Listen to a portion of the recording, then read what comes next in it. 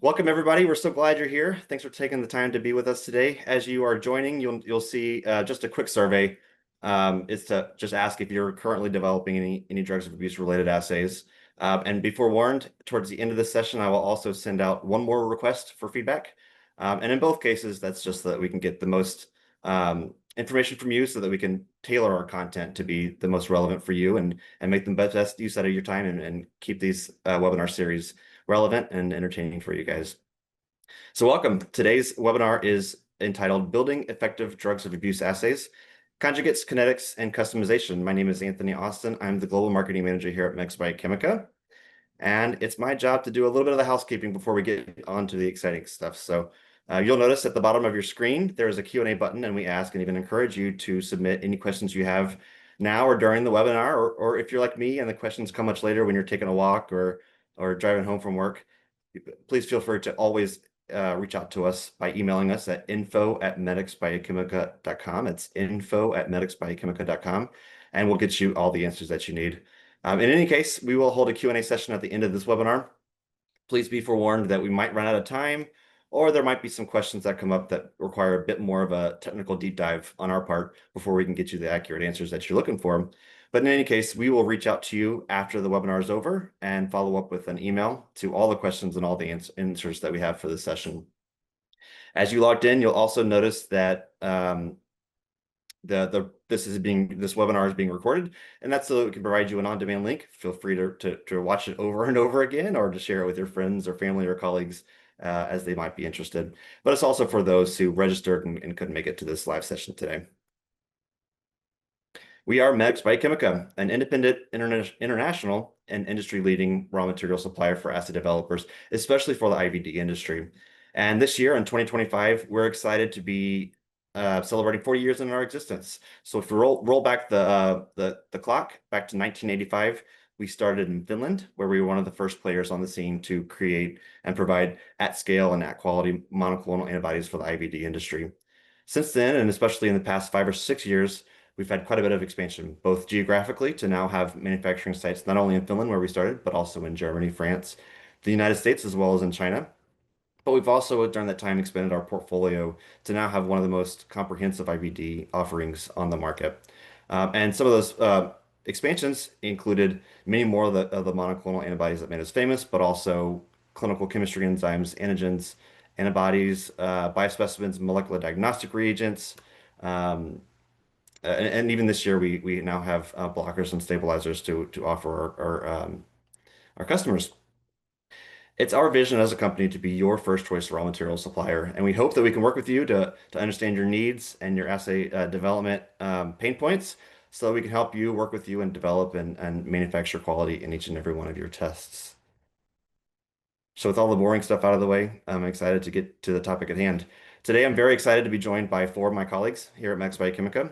First off, I will hand it over to Laura, who is the technology manager here at Medix Biochemica, and she'll walk you through some slides that discuss the importance of antigen conjugates, kinetics as they relate to assay reliability. Then we'll pass it over to Maria Voutilainen, who's the global product manager here for the drugs of abuse portfolio, and she'll walk you through some Medix specific solutions that we have should you have any needs in the area of assay development. And then towards the end, towards that Q&A session that I mentioned, I'll be joined by 2 of our R&D scientists here, Michael and Ella Maria, who will join the group and help you get some of the answers that are being asked during this webinar. So with that, give me just 1 second, Laura. I will stop sharing my screen and do all the clicks that I have to click. I will close this poll. Thank you all for your feedback. Look out for that next one in the chat towards the end. And I'll stop sharing and turn my video off, and we'll get going here. Give me just 1 second. Okay, so thank you for the kind introduction, Anthony, and hello, everybody. And welcome also from my behalf to our webinar, Building Effective Drugs of Abuse Assays. So here are the contents of my presentation.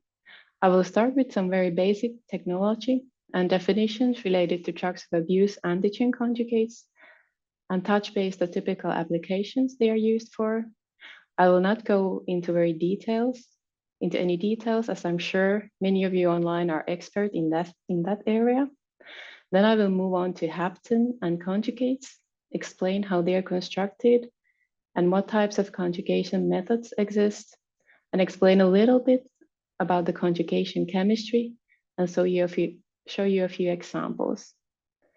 Then I will discuss about conjugation ratio and present some of our studies on the effects of conjugation ratio to assay sensitivity. In addition, I will talk about binding kinetics and present some kinetics data and show what differences we can see between conjugates that are produced with different conjugation ratios. Then I will discuss customization of conjugates, what approaches there could be, and how they can potentially improve assay performance. And finally, I will present Medix Biochemica's in-house capabilities for R&D and production of antigen conjugates, and what options we could provide for you for customization of conjugates. So let's start with some terminology and applications. So the abbreviation DOA comes from the words drugs of abuse, meaning illegal substances, narcotics, and prescription drugs that are used improperly. The DOA antigen conjugate refers to hapten and a protein to which the hapten is conjugated. And these together can trigger an immune response. Hapten is a small molecule that mimics the structure of the analyte and binds to the antibody. Hapten needs a carrier molecule, a protein or a label, and hapten is chemically attached to the carrier molecule because alone it is too small to trigger the immune response. And what is the role of drugs of abuse antigen conjugates in an immunoassay? Well, the purpose is of course to detect specific analytes, especially the small molecules like drugs of abuse. Common assay formats where they're used are competitive assays, such as lateral flow, ELISA, EMITE. In a competitive assay, the conjugate competes with the analyte for binding. In ELISA, the enzyme-linked immunosorbent assay, and EMITE, enzyme-multiplied immunoassay technique, the small molecules are conjugated to enzymes. In competitive ELISA, HRP is commonly used to conjugate small molecules into, and the signal is measured spectroscopically. The signal, meaning color change, is inversely proportional to analyte concentration, meaning that the higher concentration of the analyte in the sample leads to weaker signal. In EMITE, our EMITE is also based on competitive binding. There, the small molecule is conjugated to an enzyme, G6-PDH, glucose 6-phosphate dehydrogenase. And if the antibody binds to the enzyme labeled analyte, the enzyme activity is inhibited. If the sample contains more of the target analyte, less enzyme labeled analyte binds to the antibody, leaving more active enzyme free. The enzyme activity is measured, and the higher the activity, the more analyte is present in the sample. Then moving on to haptens and conjugation. So what are the haptens exactly? And what should be considered when designing a one?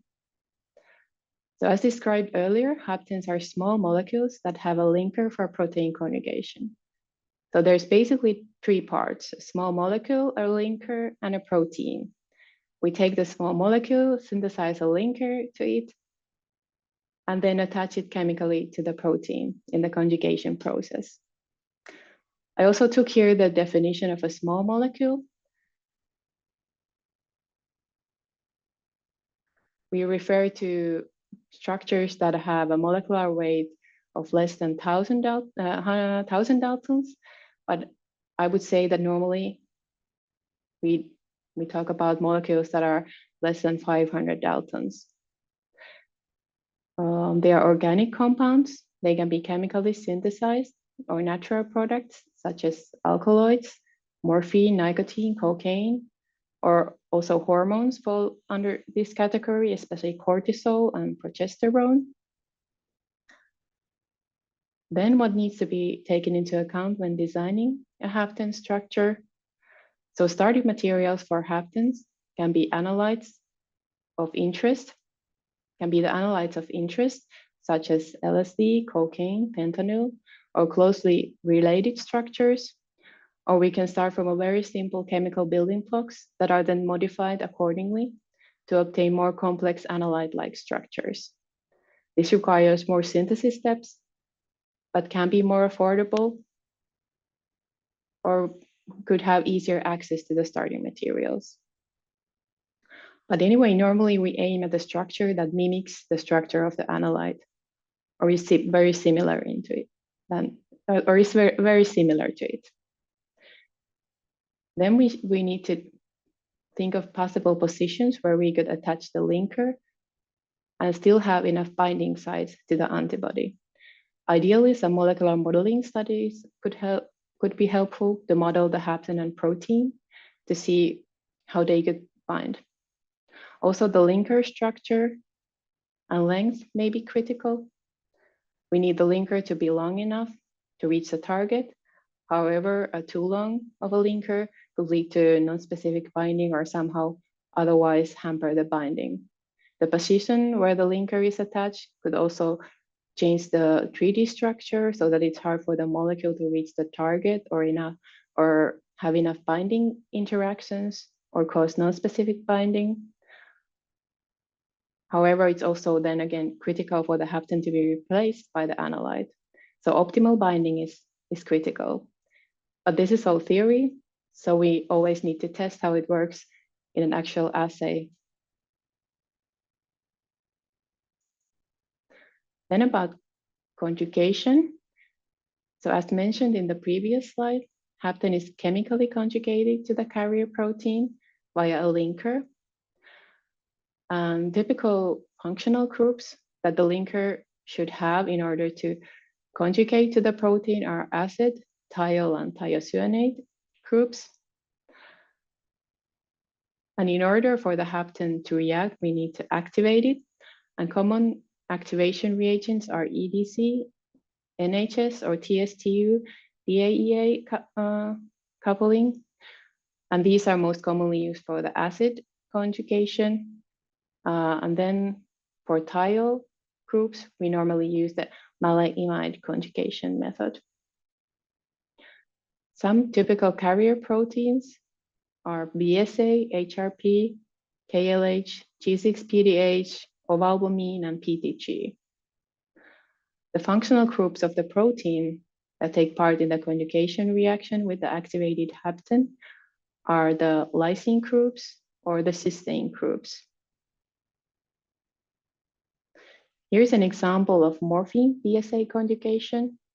So here we have the morphine as a starting material for synthesizing the hapten.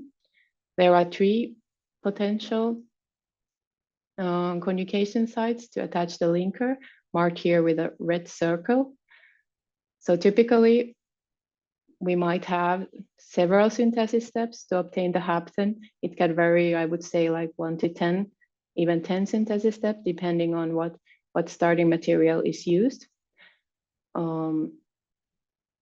However, with morphine, I would say that usually we don't require that many synthesis steps as we already have a analyte-related structure here. But however, when we synthesize the linker to morphine, we obtain the hapten. And here we have marked with R the linker. And here are some of the typical linker structures. So they include usually aliphatic chains with different amount of carbons. And there can also be carbonyl groups. But basically the possibilities are limitless, what types of linkers there could be. But once we have synthesized the hapten, and here we have the acid group, we can perform the conjugation. So for example, with EDC NHS,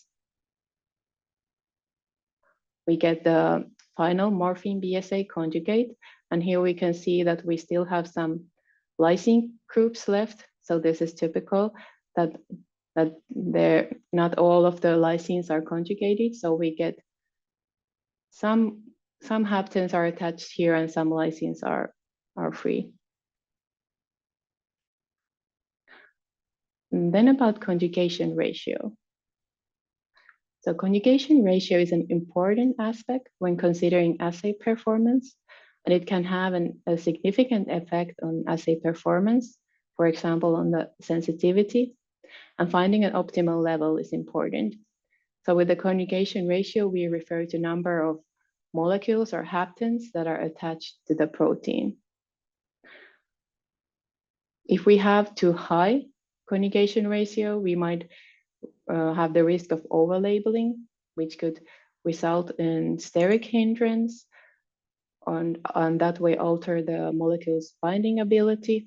So the conjugate may not reach its target or detect the antibody, so we have loss of function. Or then if we have to, or also with the high conjugation ratio, we might run into solubility issues. There could be some protein aggregation or precipitation because the free lysines improve solubility, or the pH may change.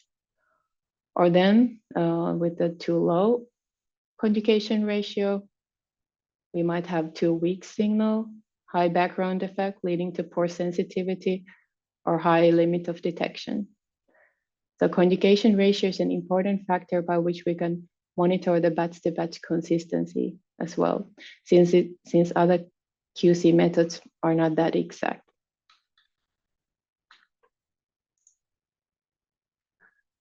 In the next two slides, I will show two examples where we have studied the effect of conjugation ratio to the assay sensitivity in lateral flow and ELISA.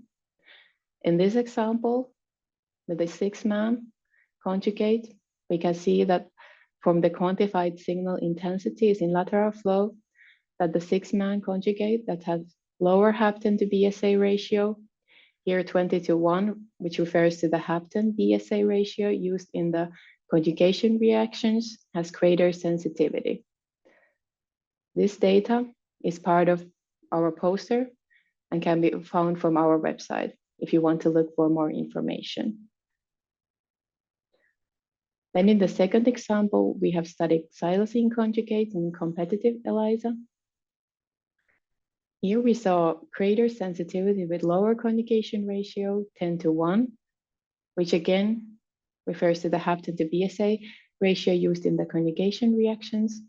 We got IC50 of 3 nanograms per milliliter, 3 nanograms per milliliter, whereas with higher conjugation ratio, we got 7 nanograms per milliliter.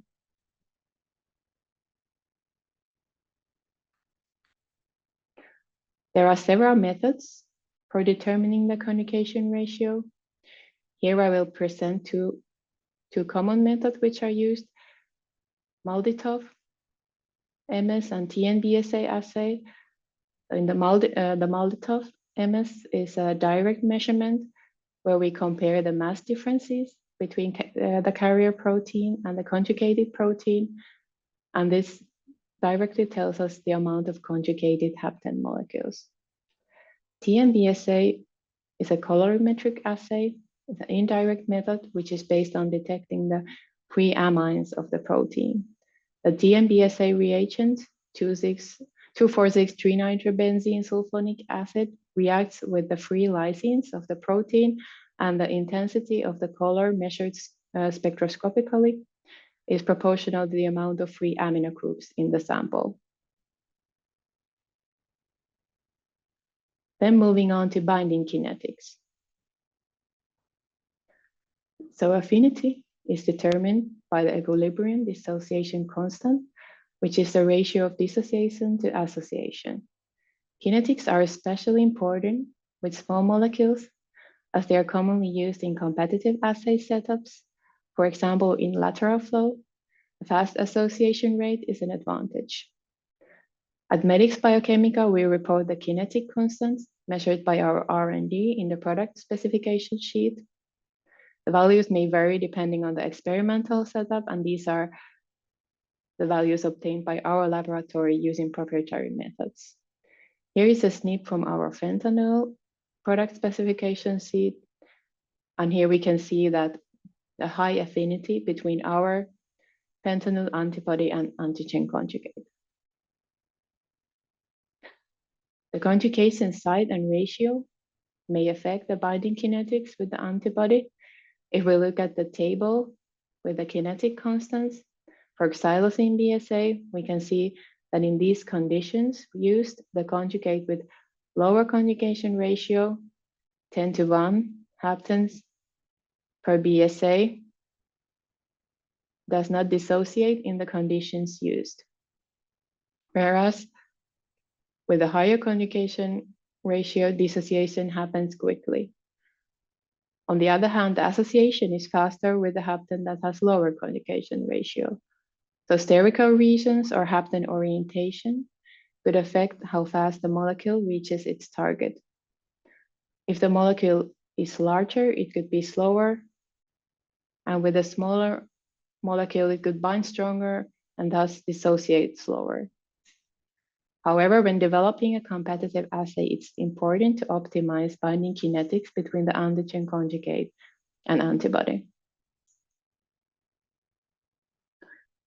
Then moving on to customization. The off-the-shelf conjugates may not meet the specific assay requirements. There could be matrix effects caused by, for example, over-labeling the conjugates to that particular assay, cross-reactivity, specificity issues, or issues with sensitivity, as we saw in the previous examples. Conjugation ratio can have a significant effect on the sensitivity in both ELISA and lateral flow. Also, by customization, we could possibly improve signal intensity or lower the limit of detection. So what strategies could be possible then for customizing conjugates? Well, for example, we could choose a different carrier protein that has, for example, different solubility or number of conjugation sites. For example, BSA has around 59 lysines available for conjugation, whereas ovalbumin has around 20. So this could significantly change the assay performance. Also, the size of the protein is different, so that can also have an effect on the assay performance. If changing the carrier protein is not an option, the protein itself could be engineered for an optimal amount of conjugation sites. Or then we could customize the hapten structure to test if shortening or lengthening the linker or changing it to a completely different position could have an effect. For example, for the binding affinities, association, dissociation rate, or cross-reactivities, or the antibody detection. Then obviously tuning the conjugation ratio, increasing or decreasing it could help. As discussed earlier, it might affect the several aspects in the assay performance.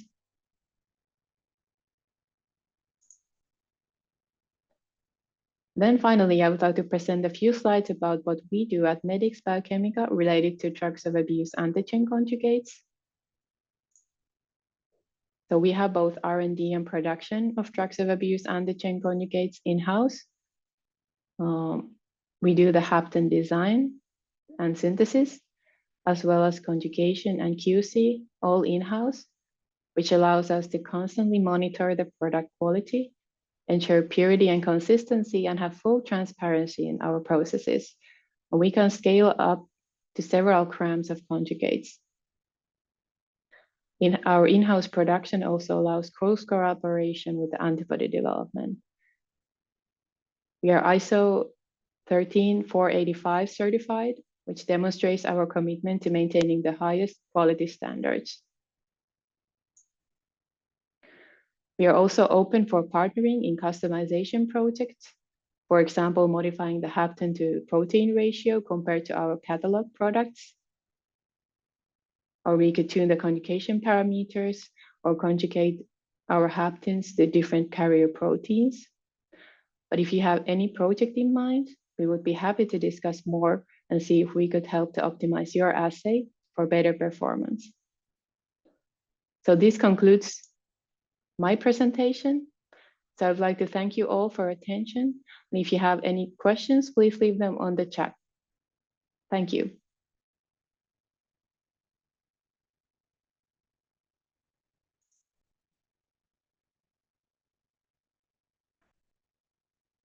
Okay, thank you, Laura, for that very informative presentation.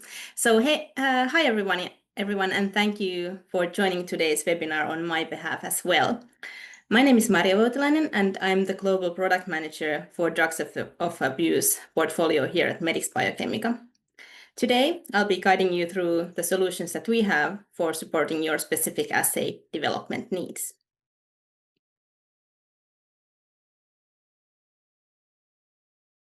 So Medix Biochemica has extensive experience in antibody manufacturing and supplying raw materials for in vitro diagnostics, including drugs of abuse testing. This background supports consistent product quality with minimal lot-to-lot variation, which of course is one of the most important things also for reliable drugs of abuse assay performance. In addition, as Laura already mentioned, we also hold ISO 13485 certification, and our production capabilities are scalable, ranging from small pilot batches to kilogram scale on annual output. And this, of course, allows flexibility for both research and routine manufacturing needs. We always emphasize reliability, which is especially relevant for time-sensitive deliveries, for example. And also, collaboration is something that we really look forward to with you, our customers, and it's actually a regular part of our operation. So it includes co-development of new assay materials and also customization projects. And also, for example, creation of application data across different testing platforms. Altogether, we have a portfolio that includes over 5,000 products which support a wide range of assay development needs in various different clinical areas, such as neurology and hormones, to name a few. But obviously, today, we are going to be focusing more on drugs of abuse and what solutions we have available for this area. So if we concentrate on the drugs of abuse portfolio, it includes close to 300 products, including primary antibodies, and then also antigen conjugates, and also biospecimens, which I will cover in later slides. But these products cover key categories, such as opioids, stimulants, cannabinoids, depressants, hallucinogens, and also prescription psychiatric drugs that can also be monitored for therapeutic drug monitoring purposes. We cover all the major analytes commonly found in standard drug testing panels, such as opioids like 6-MAM or morphine, and various stimulants and cannabinoids, as already mentioned. And in addition to these high-demand substances, our portfolio also includes a broad range of other drug classes, like sedatives, hallucinogens, and prescription psychiatric drugs, where, for example, TCA is included. And then, importantly, our offering is also designed to address not only the established drugs of abuse, but also the emerging substances. And this includes, for example, synthetic cannabinoids like K2, as well as, for example, newer analytes such as xylazine, so that your assay development can always keep pace with the changing drug trends. More importantly, when it comes to assay design, we can support you with both the antibodies and the corresponding antigen conjugates. So this ensures that you have access to matched pairs of antibodies and conjugates, which are critical for reliable and consistent assay performance, obviously. As shown here, we provide these complementary products for nearly all of our drugs of abuse targets, giving you a complete solution for assay development.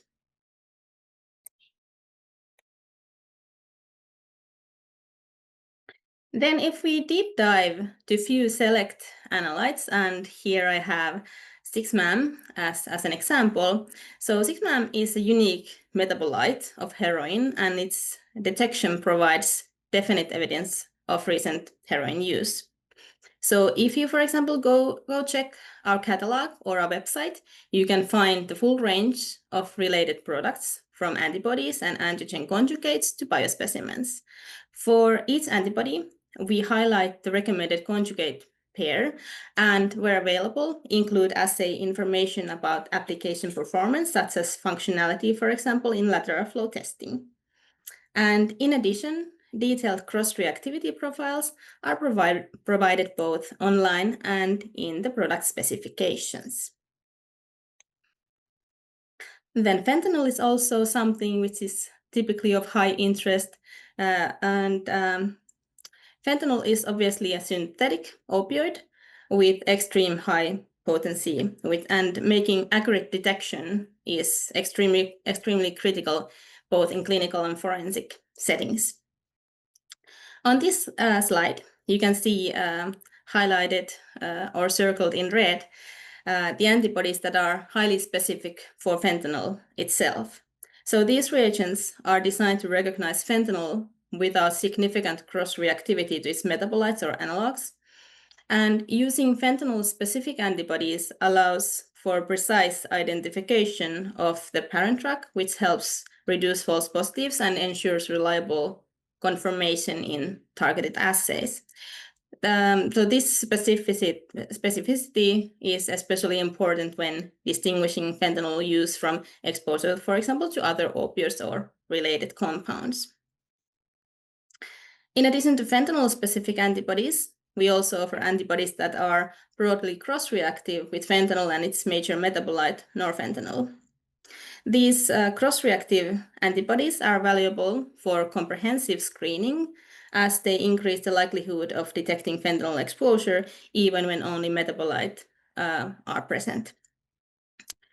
This broader coverage is critical for initial drug screening programs, for example, or where the goal is to capture as many relevant cases as possible, including those where fentanyl has already been metabolized. And basically having both specific and cross-reactive antibody options allows you to tailor your assay for either precision or coverage, depending on your testing needs.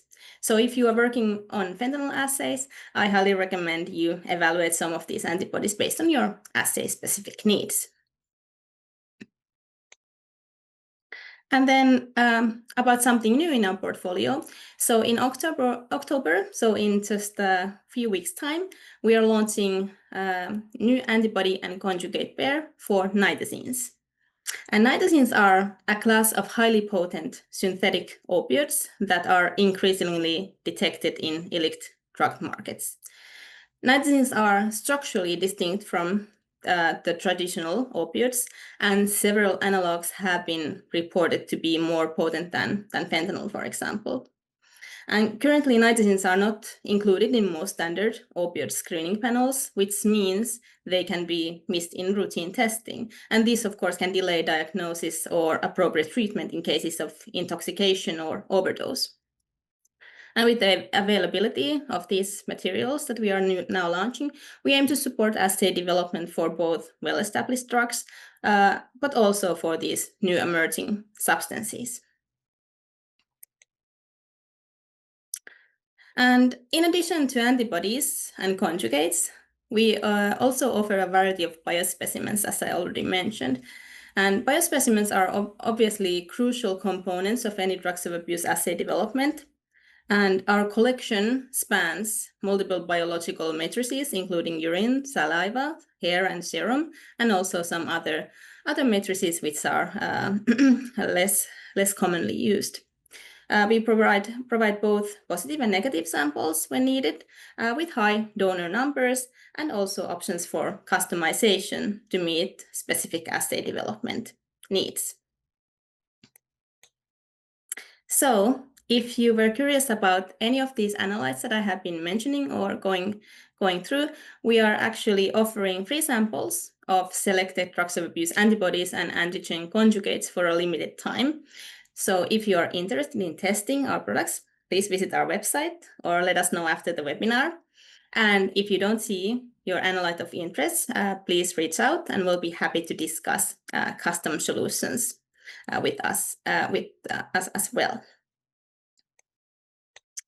And with that, I thank all of you for staying tuned. And now I'll invite our other speaker, Laura, and our panelists to the floor, and we can discuss a bit more about these topics that we have just covered. And I also see that we actually have quite a few questions already in the chat, so we will also go through as many as we have time for. So panelists and Laura, welcome. Thank you. Let's see. One topic that I was actually thinking that we could maybe discuss a little bit more about, because we typically receive quite a lot of questions about these, is actually the conjugation ratio. So Laura, you already very nicely introduced that during your presentation, but maybe we can still discuss a little bit more.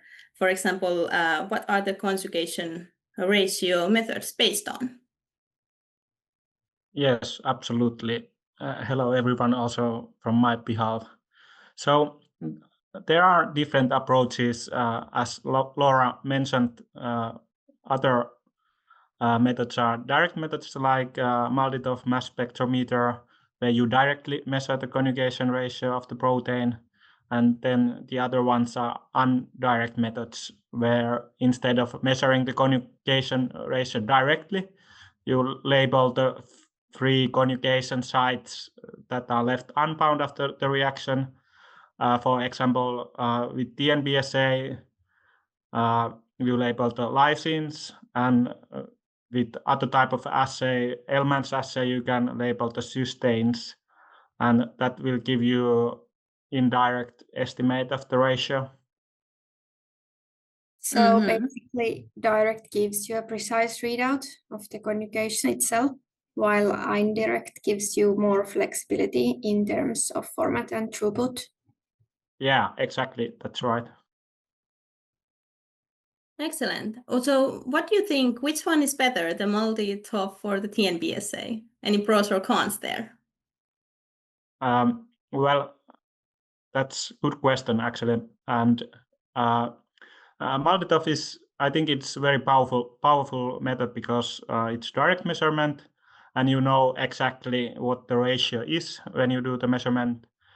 And it works for multiple different conjugation chemistries, but it's not always maybe the most scalable tool, especially for routine or high throughput use. And indirect methods like the NBSA, on the other hand, can be done in 96 well plate format, which makes them easy to scale up, and they are more cost effective. But it only works for lysine conjugates, for example, that DNBSA. So in practice, it's less about which one is better overall and more about which tool is the right fit for your needs. So for a detailed, precise measurement, Maltitov is excellent. And then for screening or when working with many samples, TNBSA is very practical.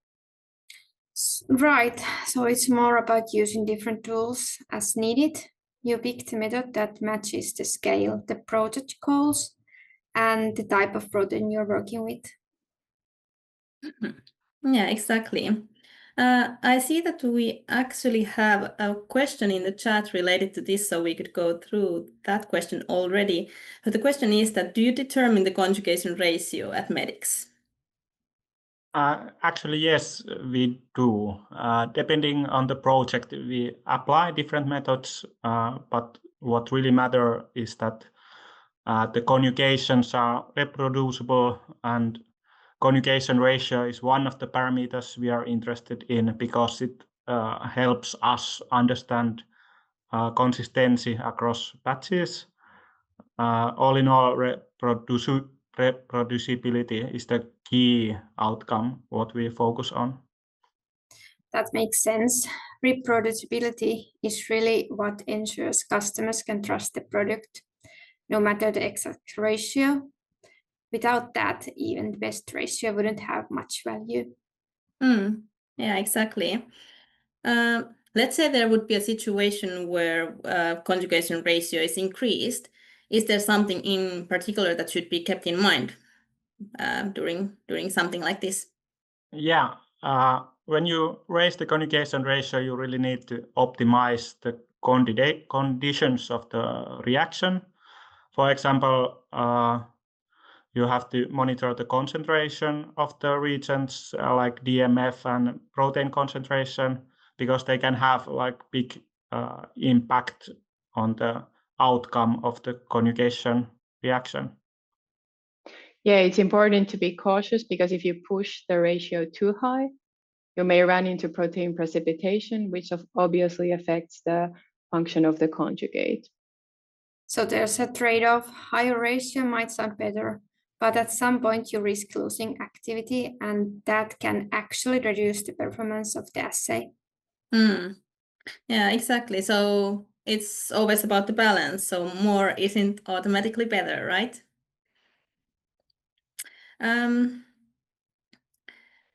And actually, we just got one more question to the chat. Have you done some customization projects regarding the conjugation ratio? And can you give some kind of example already? Yeah, sure. We have done a few projects. So a typical customization project has been when a customer asks us to adjust the conjugation ratio to one of our catalog products. So in some cases, they wanted a lower conjugation ratio or higher conjugation ratio. So they might want to improve the solubility, or, for example, have a stronger signal, or then they want both ratios so that they can evaluate which one is better, or have all of the three options and test which one gives the best possible performance for their assay.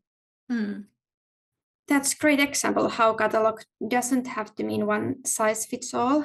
Even with standard products, there's room to tailor them to specific needs of the customer. So it also depends on the assay to some extent, obviously.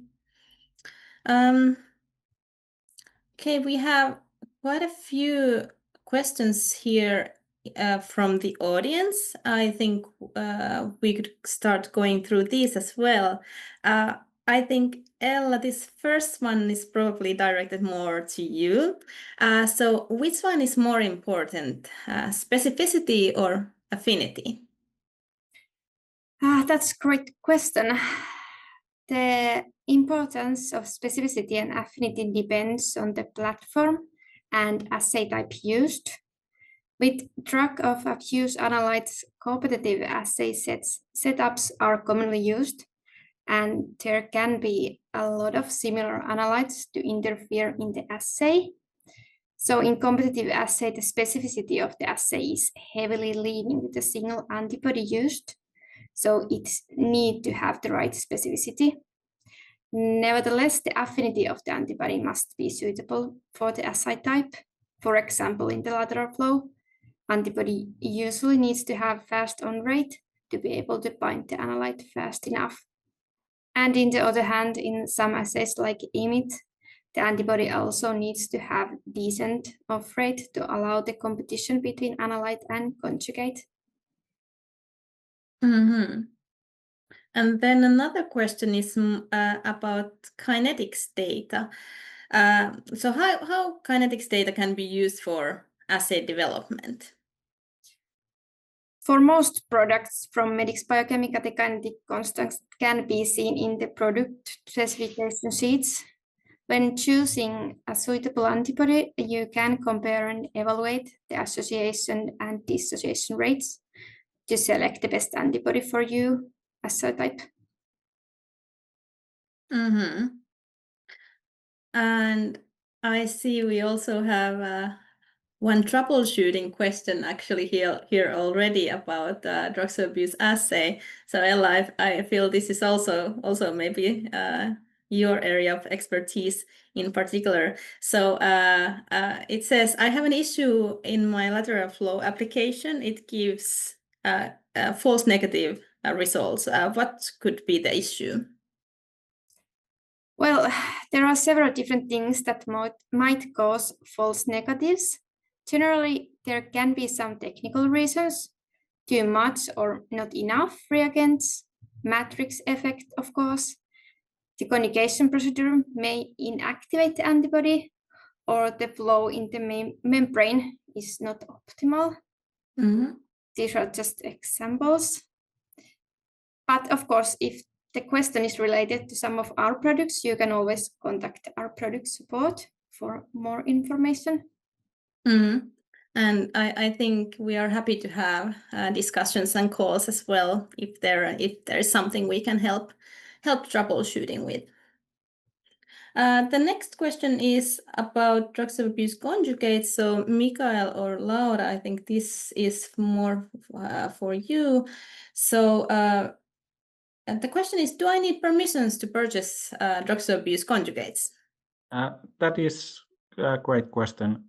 You don't, because they are not regulated, because they have this linker attached to them, and then they are conjugated to some protein. So they are not active compounds anymore.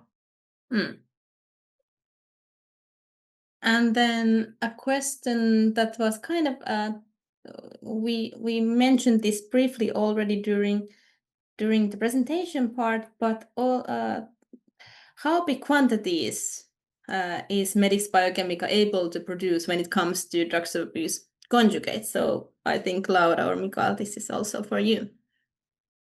Well, yeah, I would say our processes are well scalable, and I think we can go up to, I would say, around 10 grams. But we are happy to discuss your needs and let's see what we can do. Yeah, exactly. And now I see that Anthony is signaling that we are almost out of time. So if there are any remaining questions that we didn't have time to go through today, we'll be sure to contact you individually and have answers for those questions as well. So fear not. Anthony, I'll give the floor back to you. And thank you, panelists, and thank you, Laura. Thank you. And thank you, audience, from our behalf. Well, great. Yes, absolutely. And thanks to the panelists and the host here today. I know, speaking for myself, I work with you guys all the time, but I still learned quite a lot today. So thank you for your time. And again, here's just a last minute feedback request. It's the same survey that you saw in the chat pop up earlier. But we, again, want to thank you, and we appreciate your time. And we want to use your time as best as possible. So we do seek your feedback on how we can improve and make the most relevant content for you. Again, thanks for all of our panelists today, and for all of you for spending the time here today. And hope you have the good rest of your week, and we look forward to the next one. Thanks, everyone.